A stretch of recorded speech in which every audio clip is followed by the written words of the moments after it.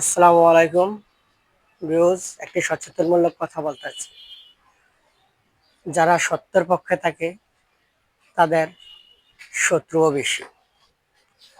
কারণ আমাদের প্রিয় নবী হযরত মুহাম্মদ ৬৩ বছর বয়সে একটি মিথ্যা কথা বলেন। কারণ ইহুদিরা তাদের উপর, আমাদের প্রিয় নবী হযরত মুহাম্মদ এর উপর অনেক অন্যায় অত্যাচার করেছেন। তারপরও কোনো প্রতিবাদ করেননি। কারণ ইচ্ছা করলে প্রতিবাদ করতে পারতেন। কারণ এই অন্যায় অত্যাচার সহ্য করে ইসলাম প্রচার করেছেন। আর আমরা তো সেই নবীর উম্মত, আমরা কেন পারবো না? অন্যায় অত্যাচার সবকিছু সহ্য করতে হবে। কারণ এই সমাজে হচ্ছে সত্যের কোনো ঠাঁই নেই।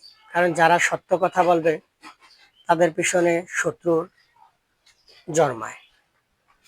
আর সত্যের পক্ষে সৎ লোক থাকে কম, অন্যের বিরুদ্ধে প্রচুর লোক থাকে।